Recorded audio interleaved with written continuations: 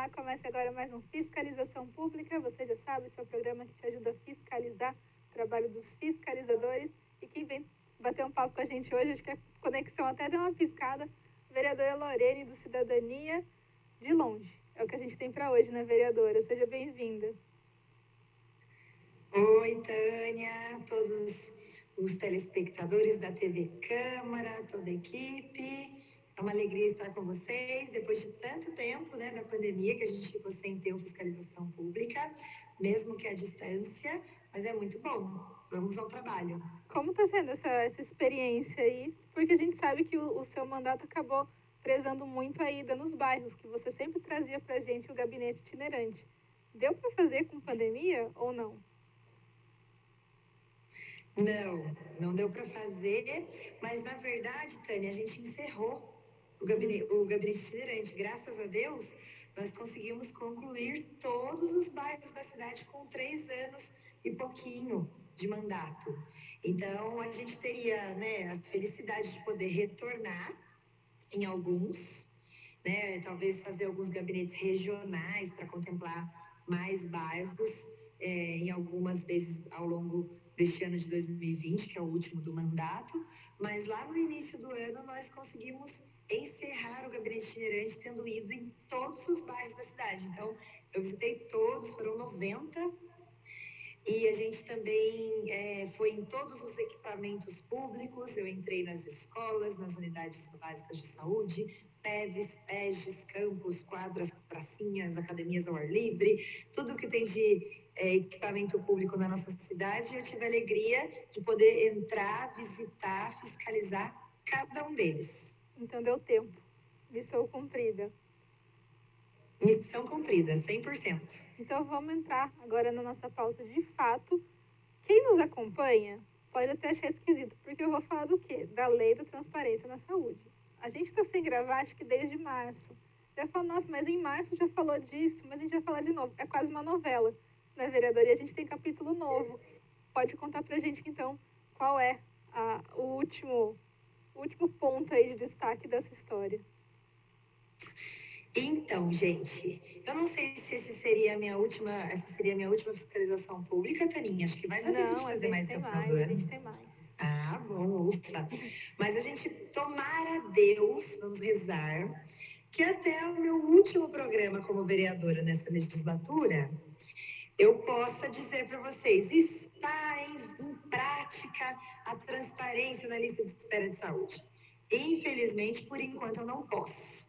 É mesmo uma novela. Esse projeto, quando ele ainda era projeto, hoje ele já é lei, mas ele foi protocolado em fevereiro de 2017. No meu primeiro dia do processo legislativo, se eu não me engano, foi dia 6 de fevereiro, a gente protocolou essa lei da transparência. Vejam só, estamos aqui em quase outubro de 2020, encerrando o mandato, 4 anos, e olha o tempo que pode levar para uma coisa entrar em prática, né, no poder público. E, infelizmente, graças à ineficiência, à falta de vontade política, que é esse caso, porque o prefeito ele é contra a transparência na lista de espera da saúde em Taubaté.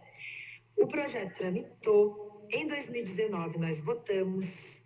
Eu parabenizo a Câmara Municipal, porque coletivamente foi unânime a votação, aprovou.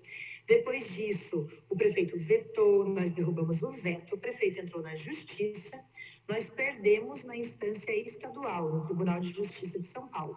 Aí nós recorremos e nós ganhamos na última instância, o Supremo Tribunal Federal, quando em março desse ano, a ministra Carmen Lúcia emitiu aí o seu parecer pela constitucionalidade desta lei. Essa lei foi premiada, essa lei virou referência para o Brasil inteiro. Tem várias cidades no Brasil que copiam a lei da transparência de Taubaté, que infelizmente ainda não entrou em prática. Por quê?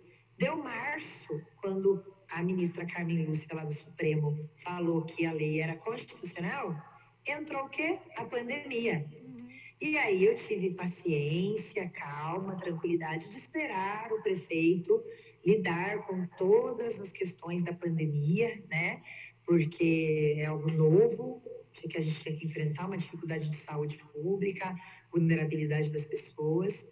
Então, eu esperei pacientemente. Mas quando deu julho, agora, agosto, aí também paciência tem limite, né? O prefeito já estava abril, maio, junho, julho, há quase 5 meses, sem cumprir a lei. Então, nós entramos na justiça. E hoje eu estou aguardando o posicionamento da justiça. Então, em agosto, agora, nós entramos na justiça e estou aguardando a justiça avaliar, porque o prefeito tem que cumprir a lei. Ele está fora da lei, literalmente, né? Sem cumprir algo que a população espera tanto, que é ter acesso a essa lista. E qual é a justificativa para não colocar a lei, não aplicar a lei? As justificativas são várias, todas ruins, todas mentirosas. A primeira delas, lá no veto, foi porque a lei ia expor as pessoas e colocava em risco a identidade das pessoas e tudo mais. Mentira, porque a lei não coloca o nome de ninguém público, coloca o número SUS. O número SUS é um número de 15 dígitos. Eu não sei de cor o meu número SUS. Eu tenho a minha carteirinha, porque eu uso saúde pública. Mas eu não sei de cor. Muito menos eu vou saber o número SUS de outra pessoa. Sim. E para que vai me interessar em que médico a outra pessoa foi ou deixou de ir, ou que está esperando na fila? Então, enfim, um argumento mentiroso, né? Depois veio o argumento da dificuldade de colocar em prática por falta de sistema, de um software, pela dificuldade de organizar, fazer a gestão dessa lista. Que também é uma mentira, uma planilha de Excel resolve, né? E aí o prefeito falou na rádio até que estava fazendo licitação para contratar a empresa para fornecer o software, o serviço de botar a lista no público. Mentira também, porque também não teve essa licitação. Ele falou em público na rádio, mas não aconteceu, enfim. Então, são várias justificativas, todas, na verdade, desencontradas, porque a verdade mesmo é que ele não quer colocar a público essa lista. Mas nós vamos brigar na justiça até as últimas consequências para fazê-lo cumprir. Então, a gente ainda vai ter capítulos para frente aí nessa novela que a gente acompanha já faz alguns meses, né, vereadora? Mas vamos continuar indo nesse tema saúde, só que falar de Covid, que é o assunto que todo mundo fala, não tem como fugir. Mas no seu caso, como presidente de comissão e finanças, pediu aí para dar um jeito nas emendas impositivas para destinar a Covid, né, vereadora? Foi uma coisa que ninguém esperava. Quando as emendas impositivas são feitas, é no finalzinho do ano. Então, fez no finalzinho de 2019, quando ninguém fazia ideia do que ia acontecer. Deu para remanejar, então. Conta um pouquinho mais para a gente. Foi 2,4 milhões de reais. Bastante. Isso mesmo, Tânia. Na verdade, no fim das contas, somou quase 4 milhões de reais, porque aí o presidente também juntou outros recursos da Câmara. E é muito importante você tocar nesse assunto, porque faltou a gente falar mais sobre a gestão do Covid-19, né, da pandemia do coronavírus em Taubaté. Na minha opinião, e também na minha visão técnica, nós cometemos muitas falhas, né? Bons gestores, inclusive as melhores gestões da crise do coronavírus foram feitas por mulheres, né, nos países aí do mundo. E essa gestão, ela impacta em tomar decisões rápidas. As decisões tinham que ser... qual que é o nome, qual que é a palavra que me fugiu aqui agora? Elas tinham que ser ter muita atenção, né? É claro, elas não podiam ser assim feitas de forma irresponsável, mas elas precisavam ser rápidas. A gente tomou decisões muito lentas. E talvez a decisão mais rápida que tenha sido tomada durante a crise do coronavírus foi essa ação que você acabou de citar. Eu, como presidente da Comissão de Finanças, liguei no segundo dia de isolamento, liguei para cada um dos 18 vereadores, comigo somos 19, e falei: vereadora, topa redestinar seu recurso para a gestão da crise do coronavírus? Liguei, gerenciei politicamente isso, preparamos o documento e em uma semana estava o dinheiro na prefeitura. A gente já tinha votado em sessão, aprovado e devolvido as emendas parlamentares da saúde, redestinado. Foram quase 4 milhões de reais da Câmara para a prefeitura. Agora, o que é que foi feito com esse dinheiro? Aí começou o nosso trabalho de fiscalização. E, de novo, digo para vocês, eu discordo da forma como foi cuidado, muita lentidão, né? Ao invés de isolar a cidade de imediato, inteiramente, contratar testagens, né? Começar a contratação de testes que foram saindo e fazer o acompanhamento das pessoas, o mapeamento delas, para daí poder, com compreensão do que é que estava se vivendo no mundo, ir reorganizando a retomada da vida, isso depois de 1 ou 2 meses no máximo do isolamento mais rigoroso, que foi inclusive o que eu defendi, porque 2 meses depois eu já estava lá defendendo, em maio, a retomada do comércio, desde que de forma criteriosa, com um protocolo de segurança. A TV Câmara é nossa testemunha, né? Eu sou muito feliz com a TV Câmara, que grava e registra todos esses nossos trabalhos, vira história, né, para nossa cidade. Então, 2 meses depois já era tempo demais para ficar inerte, só dependendo da decisão política do governo do estado, do governador João Dória. Tudo isso foram escolhas de gestão. Para o prefeito não se sair mal, ele preferia dizer, eu estou acatando o que o governo do estado manda. Mas ficou muito nítido nessas experiências exitosas, que foram de lugares governados por mulheres, inclusive a Nova Zelândia, a Alemanha, ficou muito nítido, apesar de toda a diferença de características dos países, ficou nítido que o que se precisava era atenção e cuidado específico para cada localidade. E Taubaté tinha números que nos permitia criar um protocolo de segurança para a retomada da vida das pessoas aos poucos. Faltou muito um processo de educação e de orientação para as pessoas sobre hábitos de higiene. Talvez a gente tivesse incentivado muito mais as máscaras. E eu fico feliz de, nesse período, ter liderado, inclusive, todas as propostas que foram feitas na cidade, muitas delas, né? Os vereadores trabalharam bastante. Eu nunca trabalhei nos 4 anos, e olha que eu trabalho muito. O Fiscalização Pública também é meu testemunho nisso, porque toda vez que eu vou aí, uma vez por mês, tem muito trabalho para a gente contar, né? Muito resultado. Mesmo eu que trabalho muito, nunca trabalhei tanto quanto na pandemia. O telefone não parava de tocar, as pessoas estavam desesperadas, elas estavam inseguras, elas não estavam entendendo o que estava acontecendo. Eu mandei muitos ofícios, trabalho remoto do meu gabinete. Eu quero, inclusive, aproveitar e agradecer muito o meu gabinete, que foi maravilhoso nesse período da pandemia. Nós elaboramos muitos ofícios às empresas que não paravam de trabalhar no início, quando tinha que trabalhar. Mandamos ao Sindicato dos Bancários, porque os bancos não paravam. Mandamos para a Volkswagen, para o Sindicato dos Metalúrgicos, porque tinha empresa terceira que não estava parando. E isso nos primeiros 15 dias, quando era para parar, para a gente entender qual ia ser a situação. Depois também, ao longo do processo de retomada, ideias criativas, eu fui encaminhando sugestões ao prefeito para que ele suspendesse, por exemplo, a cobrança do ISS, o Imposto sobre Serviço, dos comerciantes de Taubaté, para tentar diminuir os danos dos nossos comerciantes. Eu encaminhei à prefeitura a sugestão de usar a Escola do Trabalho para produzir máscaras de tecido em massa para ajudar a população. Fui eu que fiz essa sugestão, está tudo protocolado oficialmente, antes da prefeitura ir lá e fazer. E depois, graças a Deus, algumas das minhas sugestões a prefeitura acatou. Fui eu que alertei a prefeitura de que tinha sido aprovado no Congresso Nacional a autorização para usar o dinheiro do Programa de Alimentação Escolar para a compra de kits de alimento. Kits de alimento que deu o que falar. Essa era o próximo tema. Era o próximo tema aqui da nossa pauta, que é o kit alimentação. Tá ótimo, Tânia. Que também... Já conecta aí. Exatamente. O que aconteceu? Houve essa compra, mas a vereadora não ficou muito satisfeita com a qualidade dos produtos, nem com o valor que foi investido neles. Confere a informação?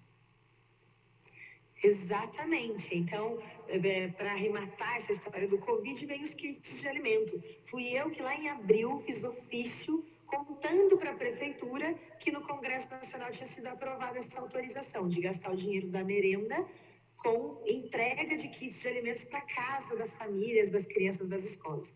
Acontece que isso foi em abril. Gente, os kits foram ser entregues em agosto. Abril, maio, junho, julho. Quase 5 meses. É um atestado de incompetência, de ineficiência, de incapacidade de uma administração pública. E o pior, demorasse todo esse tempo, mas chegasse um kit bom, só que infelizmente não foi o caso. Eu fui pessoalmente de máscara, já num processo de flexibilização, a quadra coberta onde estava recebendo esses kits, depois de um processo de licitação que demorou muito, que foi muito difícil, e lá eu me deparei com os alimentos chegando, que ainda iam ser montados em kits. Depois, quando chega esse kit para as famílias das crianças de Taubaté, um desânimo total, né? Um absurdo. Chegou um kit, até hoje nós estamos questionando, porque poderiam e deveriam ser mais kits, um por mês, pelo menos, né? A gente não sabe bem como é que funciona a Prefeitura de Taubaté, com tanta falta de transparência, falta de clareza, não dá para entender, só dá para ver e sentir na pele mesmo quem vive a cidade, que é muita ineficiência. E aí, a gente teve um kit vergonhoso que a população está reclamando com razão, porque poucos itens de má qualidade, a parte de frutas, verduras e legumes, muitos estragados, chegaram para as pessoas. E o pior, né? Eu que gosto muito de fiscalizar o orçamento público, a qualidade do dinheiro do povo, que é para isso que eu estou aqui, fizemos as contas e chegamos ao valor de aproximadamente R$90. Esses kits ruins, falhos, com produtos de má qualidade, verduras estragadas, custaram em média R$90 para o município, quando uma cesta básica nos mercados de Taubaté custa R$60, R$70. E esse dinheiro poderia, inclusive, ser investido aqui com vouchers sendo comprado para motivar o mercado local, a economia do próprio município. Foi uma pena. Má gestão. Mas vai ter uma CPI aqui na casa, né, vereadora, que quer verificar exatamente como a prefeitura utilizou toda essa verba, toda que veio, não só as emendas, né, para ver como ela foi aplicada aqui na cidade. Então, existe essa possibilidade de investigar um pouco mais a fundo. Perfeito, eu vou acompanhar, né, independente de fazer parte da comissão ou não, mas a nossa função de fiscalização eu tenho acompanhado, inclusive acompanhei a fiscalização dos recursos do Covid que vieram do governo federal, a Taubaté, e a gente questionou muito, inclusive, a contratação de um call center por um preço vergonhoso, que na verdade quem atendia o telefone do call center eram voluntários, era o pessoal estagiário da prefeitura. Então, por que pagou milhões para o call center se quem atendia o telefone eram os próprios funcionários? Foi a única contratação que a cidade fez. Numa convocação do secretário, ou numa audiência de metas fiscais, se eu não estou enganada, eu questionei o secretário de saúde quantos testes ele tinha comprado. Ficou comprovado que para controlar a pandemia é testagem, tinha que fazer teste, acompanhar aonde o vírus estava, para isolar as pessoas certas, e daí não precisaria isolar todo mundo, enfim, que é o que a gente está vivendo hoje, né? Já tendo o aprendizado desse período, estamos vivendo isso hoje. E ele me respondeu 0. Eles tinham comprado 0 testes. Só tinham os recebidos do governo federal. E a partir daquele dia que eu cobrei, na semana seguinte, saiu nos jornais da cidade a compra de 1.500 testes. Mas até aquela data em que eu questionei, coloquei, né, a teste, o secretário de gestão, qual a justificativa para não comprar, sendo que tinha muito dinheiro disponível para fazer isso. O que é que foi feito com o dinheiro da pandemia? Eu tenho acompanhado, nós vamos fazer nossas denúncias e vamos esperar também o trabalho da CPI. Sim, a gente espera que você traga as respostas aqui para a gente no Fiscalização. Vereadora, a gente tem 2 minutos, até um pouco menos. Vamos encerrar com uma notícia boa, que é a lei do coworking, que virou lei. Temos uma nova opção Muito aqui para incentivar o trabalho da população. Perfeito.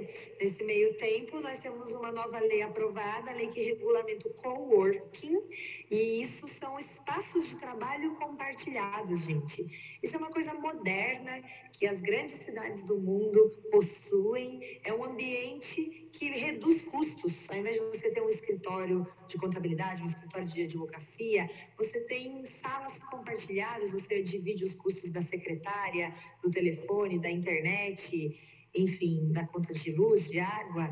Isso é algo muito moderno, mas que não tinha regulamentação em Taubaté, então tinha algumas dificuldades que esses espaços sofriam legalmente. E eu fiz a lei, tenho a felicidade de ter feito essa lei que é super moderna, talvez a lei mais moderna que a Câmara aprovou nessa legislatura, e foi aprovada graças a também todos os vereadores e vereadoras que votaram favorável, é um grande ganho para a cidade. Sim, então você que é pequeno empresário aí, trabalha sozinho, trabalha com uma, duas, três pessoas, compensa muito ir atrás, pesquisar um pouquinho mais sobre esse assunto, não é mesmo? Isso mesmo. Então é isso, deu o tempo do nosso programa, eu agradeço a sua participação, seja muito bem-vinda como sempre, a gente espera aí que mês que vem, nas próximas semanas, a gente já consiga ter mais uma fiscalização.